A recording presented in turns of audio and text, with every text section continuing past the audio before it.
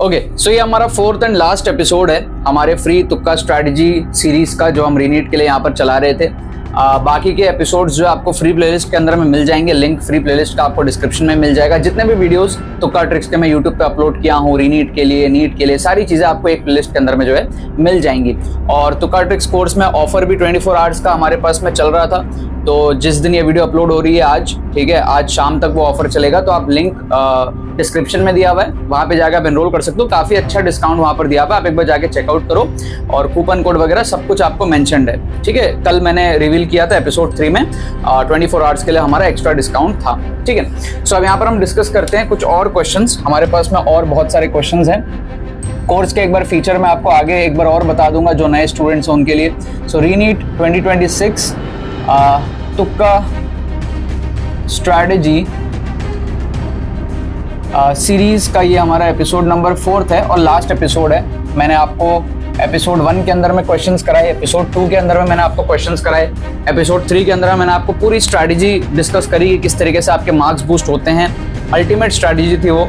और अब इस एपिसोड 4 में हम कुछ और क्वेश्चंस देखने वाले हैं, तो आपको एक ओवरऑल आइडिया लग जाएगा किस तरीके से तुक्का ट्रिक्स जो है वर्क करती हैं। सबसे पहला क्वेश्चन आप यहाँ पर देखो सबसे पहला क्वेश्चन आप यहाँ पर देखो कि भाई क्या है। हमारे पास में मान लो आप क्वेश्चन को सॉल्व नहीं कर पा रहे हो, ठीक है, तो आप देखोगे कि भाई पूछ क्या रहा है, एक्सेलरेशन पूछ रहा है, तो जो डायमेंशन होगा, एक्सेलरेशन पूछ रहा है तो जो डायमेंशन होगा वो g के बराबर आना चाहिए। जो डायमेंशन होगा वो हमारे पास में g के बराबर आना चाहिए, है ना।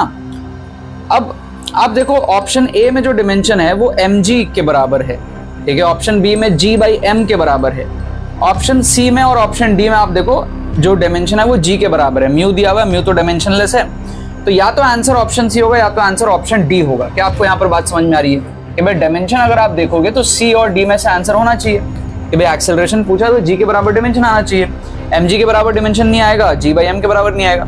अब सी और डी में से कौन सा ऑप्शन बेटर है गेस करने के लिए? सी ऑप्शन बेटर है। क्यों? क्योंकि उसमें ग्रेटर का साइन है। 3 ऑप्शन ऐसे दिए हैं जिसमें ग्रेटर का साइन है, एक ऑप्शन है जिसमें लेस का साइन है, ऑप्शन डी में लेस का साइन है। तो जो चीज ज्यादा बार दिख रही है ना उसकी चांसेस ज्यादा होते हैं, तो हम यहाँ पर सी ऑप्शन को गेस करेंगे, ना कि डी ऑप्शन को, ठीक है। इसका करेक्ट आंसर भी हमारे पास में सी दिया हुआ है। 4 नंबर आपको यहाँ पे पूरे मिल जाएंगे।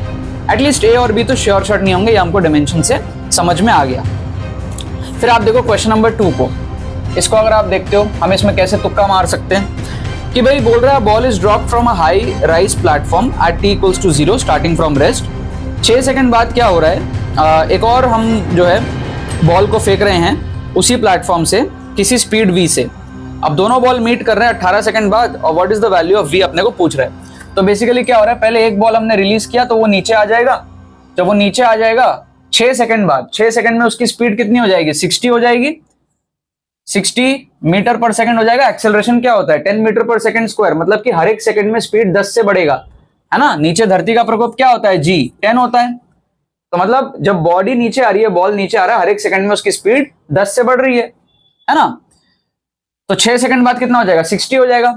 अब जब ये यहां पहुंच गया है तो हम यहां से एक और बॉल 2 को हम फेंक रहे हैं, जब बॉल 1 यहां पे और वो 18 सेकंड बाद दोनों मीट करेंगे। इसका मतलब बॉल 2 की जो कहीं ना कहीं आप सोच सकते हो कि जो स्पीड है, ठीक है, वो 60 से ज्यादा होनी चाहिए। क्या आपको यहां पर बात समझ में आ रहा है?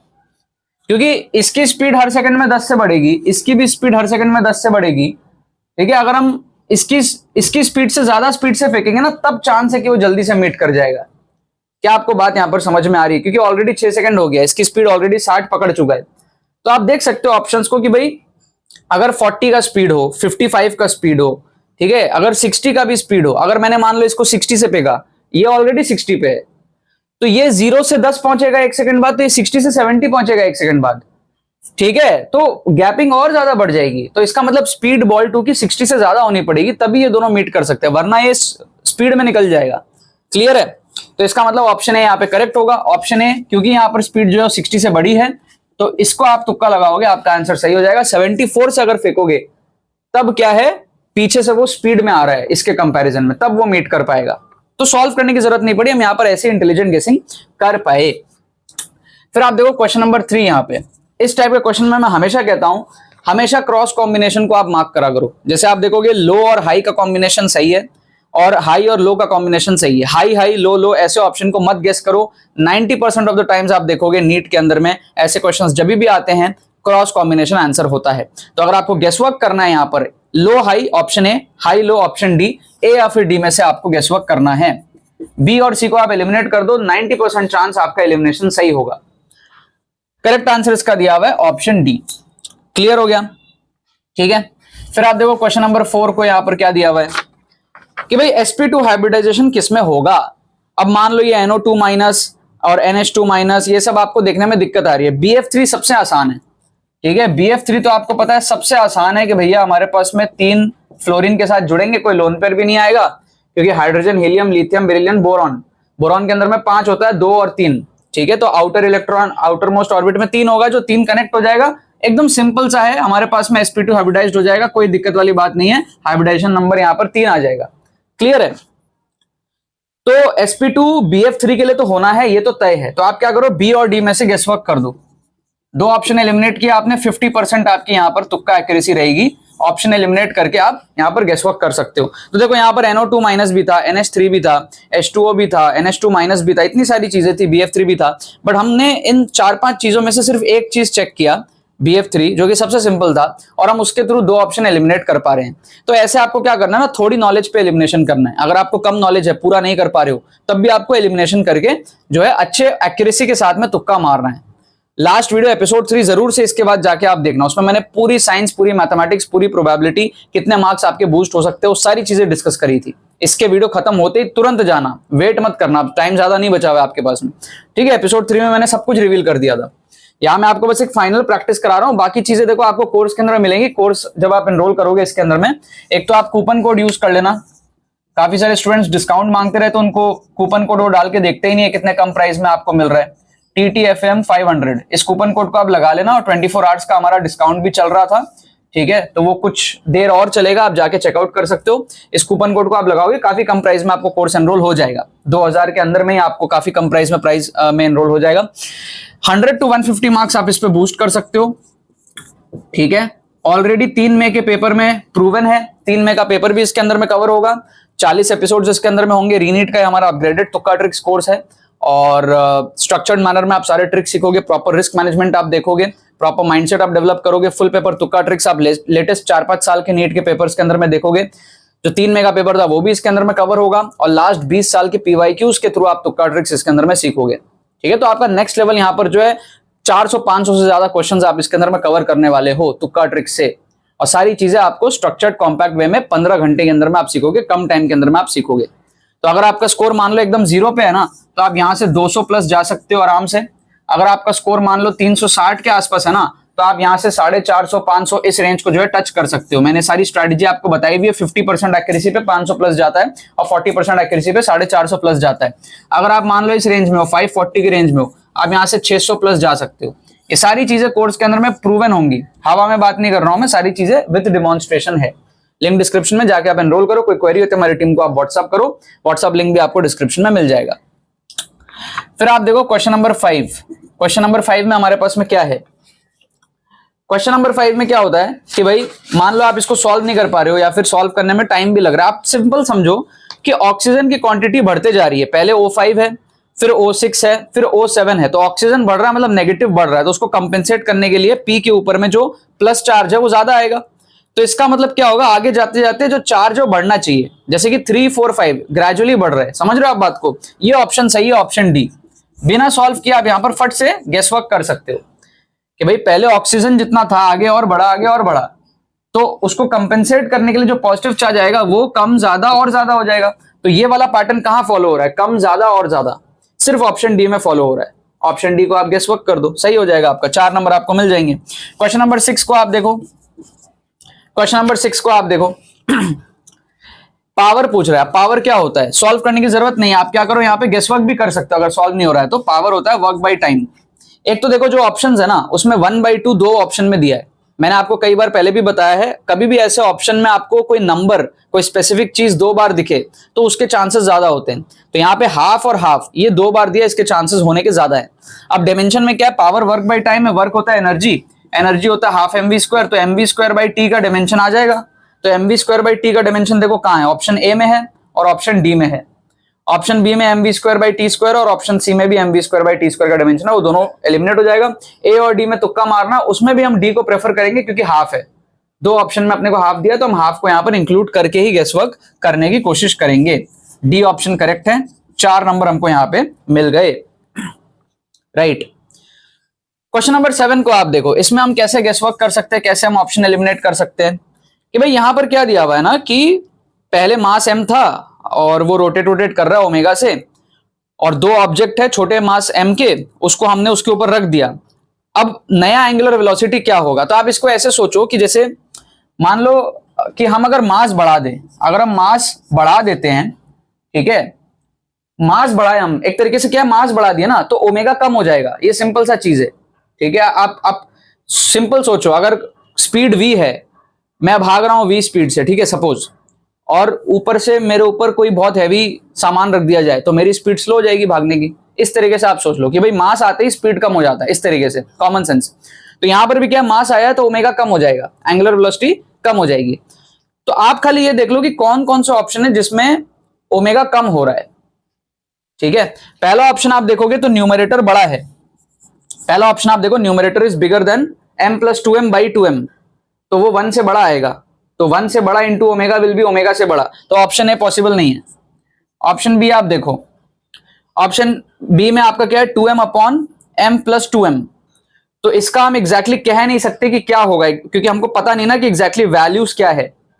ठीक है, जैसे m की वैल्यू अगर हम मतलब m की एग्जैक्टली वैल्यू क्या उस पर डिपेंड करेगा ये, क्योंकि ऊपर में 2m है और नीचे में m प्लस 2m है, समझ रहे हो। बाकी आप इसको ऐसा भी सोच सकते हो कि ऑप्शन बी में, चलो पहले ऑप्शन सी देखो, ऑप्शन सी में क्या है, ऑप्शन सी भी बड़ा ही है, ऑप्शन सी में भी देखो न्यूमरेटर बड़ा है डिनोमिनेटर से। ठीक है, ऑप्शन सी क्या है, एलिमिनेट हो जाएगा। जैसे ऑप्शन ए में क्या था, नीचे 2m था, ऊपर में 2m प्लस कैपिटल M था, तो न्यूमरेटर बड़ा था। यहां पर क्या है, नीचे कैपिटल M है और ऊपर में कैपिटल M प्लस 2m है, तो ऊपर बड़ा है, ये दोनों तो एलिमिनेट हो गया। ऑप्शन डी हमारा लेस देन ओमेगा है, ये भी क्लियर है क्योंकि नीचे बड़ा है ऊपर में सिर्फ m है, तो ऑप्शन डी हो सकता है। अब ऑप्शन बी क्यों नहीं होगा मैं आपको बताता हूं, नेक्स्ट लेवल एलिमिनेशन यहां पर हम करेंगे। आप एक काम करो, जो स्मॉल एम है ना उसको 0 मान लो, जो हमारा स्मॉल एम है उसको आप 0 मान लो। कहने का मतलब है हमने कुछ रखा ही नहीं, अगर हमने कुछ रखा ही नहीं तो ओमेगा ओमेगा सेम रहेगा इनिशियल फाइनल, तो स्मॉल एम को 0 रखने पे आपका जो ओमेगा है वो ओमेगा ही आना चाहिए क्योंकि हमने कुछ चेंज टेक्निकली किया ही नहीं। तो ऑप्शन बी में स्मॉल एम को 0 रखने पे आपका वैल्यू आ रहा है 2m omega by m, m से m कटेगा, कैपिटल M कटेगा, 2 ओमेगा आएगा, ओमेगा चेंज हो गया जो कि पॉसिबल नहीं है स्मॉल m को 0 करने से, तो आपका ऑप्शन बी भी यहाँ पे एलिमिनेट हो जाएगा। ऑप्शन डी को आप तुक्का लगा लो, 4 नंबर आपको यहाँ पे मिल जाएंगे। ये इंस्टेंटली हुआ है आपके सामने, अभी हुआ है, मैं पहले मैं सोच के थोड़ी रखा था मैं ऐसे एलिमिनेट करूंगा, अभी इंस्टेंटली किया हूं। ठीक है, क्योंकि आप एक बार माइंडसेट डेवलप कर लिया ना, आप लूप होल खोजना सीख जाओगे। फिर आप देखो क्वेश्चन नंबर 8 में, इसमें आप देखो आपको देख के समझ आएगा कि भाई जो आंसर है ना वो 1 के फॉर्मेट में होगा, क्योंकि देखो क्वेश्चन में 0.66 दिया है और h की वैल्यू 6.6 है, तो आपको समझ आ रहा है वो कहीं ना कहीं कटेगा, कटेगा तो 1 के फॉर्मेट में आएगा, या तो ऑप्शन सी या तो ऑप्शन डी। अगर आप ज्यादा सॉल्व नहीं कर पा रहे हो, वीक हो आप थोड़ा सा न्यूमेरिकल्स में, तो भी आप गेस वर्क कर सकते हो। सी और डी में आपकी एक्यूरेसी परसेंटेज हाई है, देख के समझ आ रहा है कि वो 6.6 और 0.66 कहीं ना कहीं कटेगा, तो सी और डी में से आप यहां पर तुक्का मारोगे, करेक्ट आंसर इसका दिया हुआ ऑप्शन सी। अगेन आपकी देखो 50% एक्यूरेसी है, आप हर क्वेश्चन में देखो या तो 50% के आसपास एक्यूरेसी रहेगी या 100% के आसपास एक्यूरेसी रहेगी। अगर आपने एक्यूरेसी बना लिया तुक्का ट्रिक से आप बहुत ज्यादा मार्क्स बूस्ट कर सकते हो। फिर आप इसे एक लास्ट क्वेश्चन को और देख लो, क्वेश्चन नंबर 9 को। ठीक है, इसमें आप अगर देखोगे तो देखो ऑप्शन बी और ऑप्शन सी, अगर ऑप्शन बी करेक्ट है इंक्रीजिंग कंसेंट्रेशन ऑफ NO, तो ऑप्शन सी भी करेक्ट आएगा Cl2 के लिए इंक्रीजिंग कंसेंट्रेशन, क्योंकि NO और Cl2 दोनों लेफ्ट साइड में है ना, तो अगर NO के लिए इंक्रीजिंग कंसेंट्रेशन पे काम बनेगा तो फिर Cl2 के लिए भी इंक्रीजिंग कंसेंट्रेशन पे काम बनेगा। तो अगर बी सही हुआ तो सी भी सही होगा, बट ये नीट का क्वेश्चन है ना, सिंगल करेक्ट टाइप क्वेश्चन है, दो ऑप्शन करेक्ट नहीं हो सकते, इसका मतलब बी भी गलत है और सी भी गलत है, तो या तो ए सही है या तो डी। अच्छा, doing all of the above भी फिर गलत होगा, ये भी इंस्टेंटली हुआ है, अमेजिंग, सीधा ऑप्शन ए करेक्ट होगा। देखो अगर बी सही होता, अगर बी सही होता तो फिर सी भी सही होता, ठीक है। नहीं वैसे डी हो सकता है, क्योंकि अगर बी सही होता, सी सही होता, ए सही होता, तो फिर डी आ जाता है आंसर। समझ रहे हो? मतलब देखो बी अकेला सही नहीं होगा, बी सही होगा तो सी भी सही होगा, और अगर बी सही होगा सी सही होगा तो डेफिनेटली ए भी सही होगा, ताकि option D doing all of the above correct हो, क्योंकि करेक्ट आंसर तो सिंगल ही होता है। ऐसा नहीं हो सकता कि बी और सी सही हो, ये पॉसिबल ही नहीं है। अगर बी सी सही होगा तो ए भी सही होगा और आंसर डी होगा, फिर ऑल ऑफ द अबव। तो या तो आंसर डी होगा, ठीक है, या तो अगर आपको लग रहा है बी और सी में से कोई एक भी गलत है, दूसरा भी गलत होगा, आंसर सिर्फ ए ही बचेगा फिर। और इसका करेक्ट आंसर ए दिया हुआ है, 4 नंबर आपको मिलेंगे। अगर आप ए मार्क करते हो तो डी मार्क करते हो तो -1 होगा, ठीक है। क्या आपको बात समझ में आई? तो यहां पर मैंने आपको सफिशिएंट एग्जांपल्स करा दिए सीरीज के अंदर में, चारों एपिसोड आप देख लेना, एपिसोड 1, 2, 3, 4। एक आइडिया आपको क्या, तुक्का ट्रिक्स आपको समझ में नहीं आता, कंसेप्ट आपका क्लैरिटी नहीं रहता कैसे ये चीजें वर्क करती है, इसलिए 4 एपिसोड आपके लिए बनाए हैं डिटेल्ड वे में आपको समझाने के लिए कि एग्जैक्टली तुक्का ट्रिक्स क्या होता है, स्कोर कैसे बढ़ता है, एग्जाम्पल्स आपको प्रीवियस ईयर क्वेश्चंस कराए, और बाकी बहुत सारे वीडियोस फ्री प्लेलिस्ट के अंदर में भी एडेड है। फुल कोर्स का लिंक डिस्क्रिप्शन में दिया हुआ है, बहुत ज्यादा जरूरी है आपके लिए एनरोल करना, ठीक है। टाइम बहुत कम बचा हुआ है, जल्दी से एक्शन लो, जल्दी से कोर्स को आप कवर करो, मॉक टेस्ट वगैरह दो, स्कोर इंप्रूवमेंट करो, एग्जाम में जाओ। अच्छी अपॉर्चुनिटी मिली है आपको, एग्जाम कैंसिल हुआ है, रीनीट हो रहा है, तो जिन भी स्टूडेंट्स को मार्क्स बूस्ट करना था उनके लिए बहुत अच्छी अपॉर्चुनिटी है, और जिनके अच्छे मार्क्स आ रहे थे उनके लिए भी अच्छी अपॉर्चुनिटी है कि आप दोबारा अच्छा पेपर दे सकते हो और अच्छे मार्क्स ला सकते हो। तो यहाँ पर जो है एज अ स्टूडेंट आपके पास यही ऑप्शन है कि आप इसको बेस्ट अपॉर्चुनिटी की तरह देखो, और जो आपका परफॉर्मेंस था उससे आप अच्छा करो, ठीक है। All the very best.